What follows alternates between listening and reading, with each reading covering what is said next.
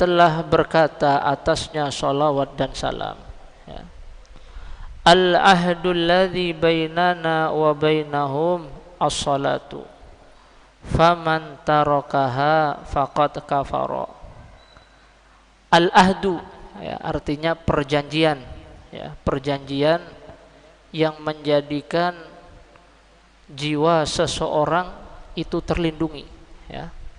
Perjanjian yang ada antara kami dan antara mereka. Mereka yang dimaksud ini adalah orang-orang munafik, ya. Itu adalah sholat, ya. Perjanjian yang menjadikan jiwa seseorang terlindungi, tidak boleh untuk diperangi, tidak boleh untuk dibunuh. Antara kita dan mereka orang-orang munafik ini adalah sholat, ya.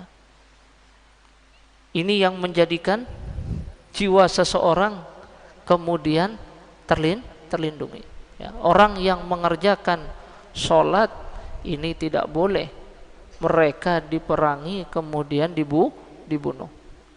Seperti ahad yang ada pada orang-orang kafir mu'ahad.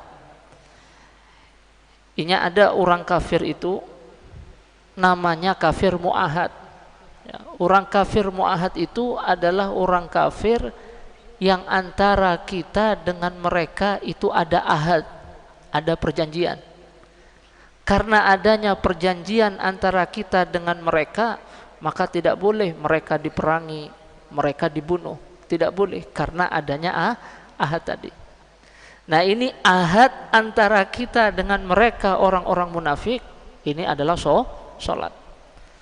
Makanya ketika Nabi Shallallahu Alaihi Wasallam, ya, ketika ada sahabat-sahabat Nabi yang meminta izin kepada beliau untuk membunuh seorang munafik, Nabi mengatakan, aku tidak ingin membunuh orang-orang yang mengerjakan sholat. Ya. Karena ini ahad, ya, perjanjian yang menjadikan jiwa seseorang terlindungi. Antara kita dan mereka orang-orang munafik adalah sholat. Faman tarokaha, maka siapa nang inya meninggalkan sholat, faqad kafaro, maka sungguh inya telah kafir. Artinya bila sholat ini sudah ditinggalkan, perjanjian yang menjadikan jiwanya terlindungi ini sudah tidak ada. Maka hukumnya sama seperti orang kafir harbi. Tidak lagi jiwanya ini terlindungi, tidak lagi jiwanya ini terhormat, tidak lagi jiwanya ini terlindungi, sehingga boleh untuk diperangi dan boleh ini untuk dibunuh. Ini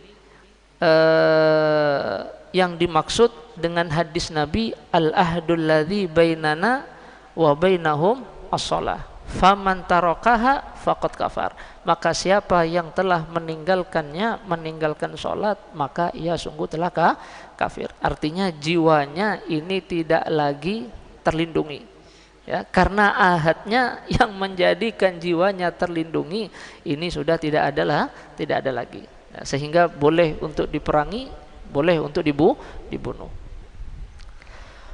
Wa qala alaihi salatu wassalam, dan telah berkata atasnya salawat dan salam, man taraka sholata muta'ammidan faqad kafara jihara.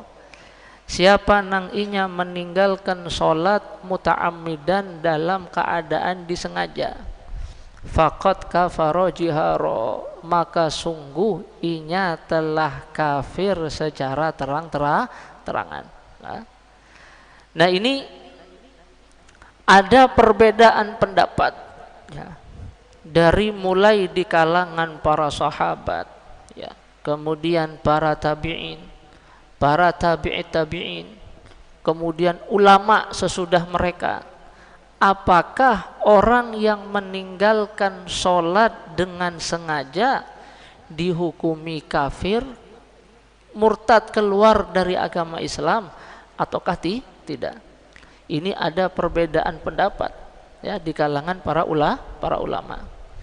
Nah, di dalam madhab Al-Imam Ahmad ibn Hanbal, ya, Al-Imam Ahmad ibn Hanbal ini beliau berpendapat kalau orang yang meninggalkan sholat dengan sengaja dihukumi kafir, keluar dari agama Islam, ya, berdasarkan zahir lafaz hadis ini. Ya, ujar Nabi, siapa yang meninggalkan sholat maka inya telah kafir secara terang-terangan.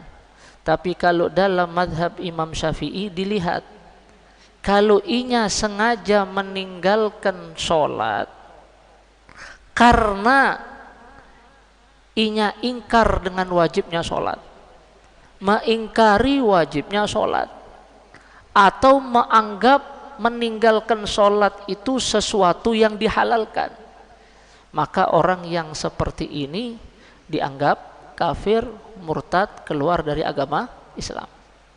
Tapi kalau inya meninggalkan sholat karena malas, karena pengoler, tapi inya meyakini kalau sholat itu wajib, inya tidak mengingkari kalau sholat itu wajib, cuman inya koler mengerjakannya, inya meninggalkannya karena malas, karena koler menggawinya, maka orang yang seperti ini dianggap fasik, tidak dianggap kafir. Nah, makanya kalau kita membaca kitab Fathul Mu'in, nah, itu di awal bab di situ dijelaskan, ya, bagaimana hukum orang yang meninggalkan sholat. Ya. Kalau inya meninggalkan sholat karena malas, ya, karena malas, inya meyakini sholat wajib, cuman inya kadang menggawinya karena malas, ini maka nanti bila diperintahkan oleh hakim untuk taubat, untuk sholat, inya kadang mau taubat, kadang mau sholat, sampai keluar daripada waktunya, ya, atau waktu jamak, kalau memang sholat ini bisa dijamak, maka dipenggal oleh hakim, lah, dibunuh dengan cara dipenggal kepalanya, tapi dikubur di pekuburan orang Islam, ya, masih tetap dimandikan, masih tetap disolatkan jenazahnya, dikuburnya di pekuburan orang Islam. Karena yuktal di situ yuktal haddan, dibunuh karena diberi sanksi, ya, dibunuh karena sanksi, yuktal haddan.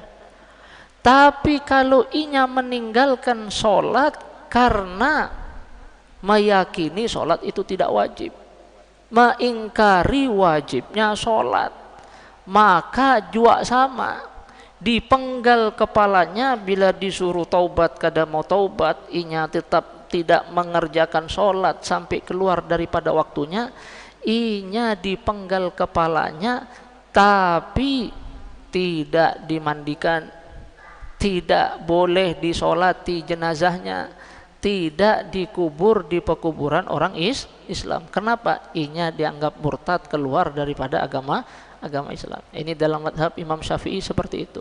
Antara yang meninggalkannya karena malas dengan yang meninggalkannya karena ingkar dengan wajibnya sholat atau menganggap itu halal, ini hukumnya berbeda. Ya, tapi kalau dalam madhab Imam Ahmad ibn Hanbal, orang yang meninggalkan sholat dengan sengaja ini mutlak dihukumi kafir.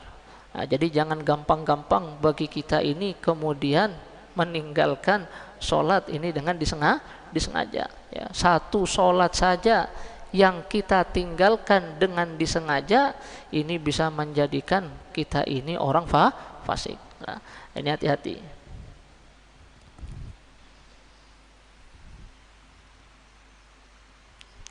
Wa fil haditsil akhar, dan di dalam hadis yang lain, man taraka sholata muta'ammidan faqad bari'at minhu zimmatullahi wa zimmatu rasulih. Dan di dalam hadis yang lain, siapa yang meninggalkan sholat dengan disengaja, maka sungguh telah lepas darinya zimmahnya Allah dan zimmah Rasulnya. Perlindungan Allah dan Rasulnya ini lepas darinya. Nah, ini hadis yang dijadikan dalil kalau orang yang meninggalkan sholat halal darahnya ini untuk dibunuh. Kenapa? Zimmahnya Allah, zimmahnya Rasul ini sudah lepas darinya. Kalau ini meninggalkan sholat. Ya.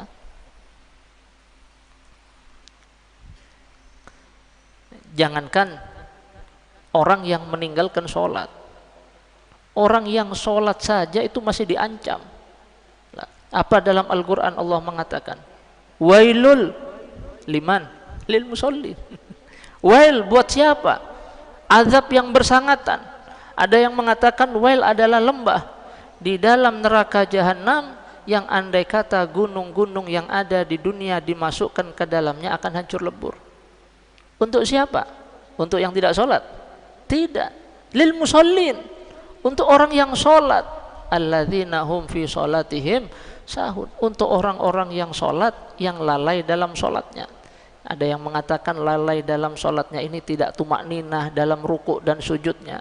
Ada yang mengatakan lalai dalam sholatnya, inya tidak mengerjakan sholat kecuali sudah keluar daripada waktunya, atau sebahagian dalam waktu, sebahagian di luar waktunya.